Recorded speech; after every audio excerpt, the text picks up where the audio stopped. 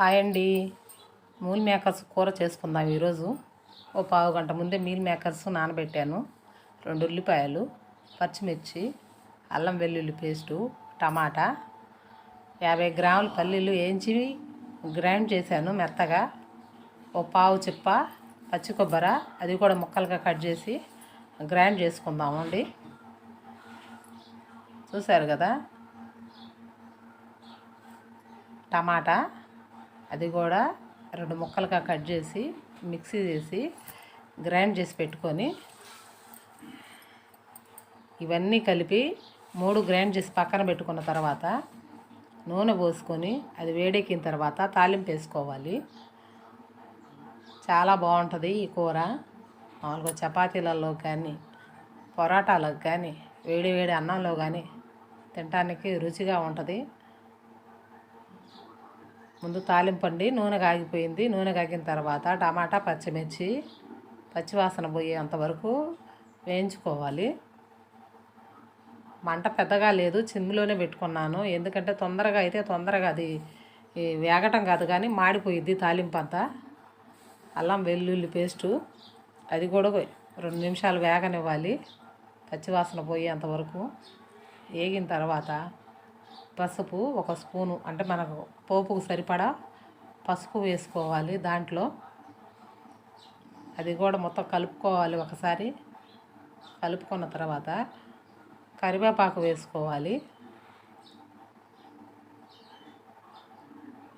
కరివేపాకు వేసుకొని అది కూడా ఒకసారి అలా కలుపుకున్న తర్వాత ఇవన్నీ గ్రేవీలన్నీ మిక్సీ పెట్టి అట్లా పెట్టుకున్నాం కదా ముందుగా. టమాటా గ్రేవీ అది పచ్చివాసన పోయేంత వరకు బాగా కలిపితే 5 నిమిషాలు పట్టిద్దండి అదంతా పచ్చివాసన పోవడానికి. అన్నీ ఏగేసరికి ఆల్మోస్ట్ పచ్చివాసన అంతా పోయింది, మంచి వాసన వస్తుంది. దాని తర్వాత శనగిత్తనాలు గ్రైండ్ చేసి పెట్టుకున్నవి అవి కూడా వేసి కలుపుకోవాలి.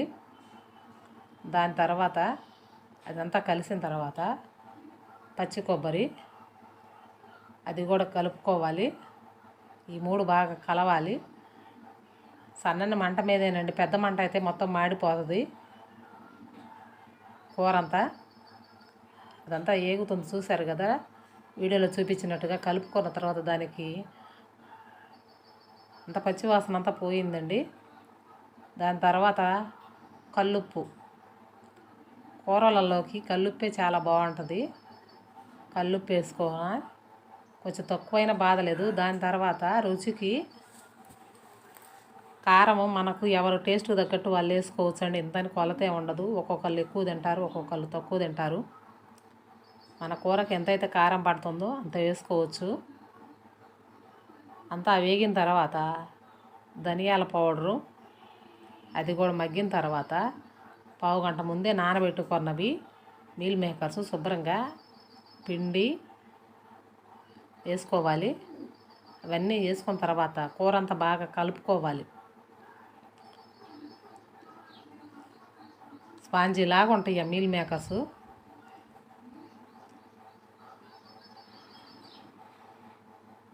అలా కలుపుకున్న తర్వాత ఒక 5 నిమిషాలు మనం మూత పెట్టుకుంటే ఆవిరికి శుభ్రంగా ఆ మసాలా అదంతా మీల్ మేకర్స్కి పట్టేసిద్ది.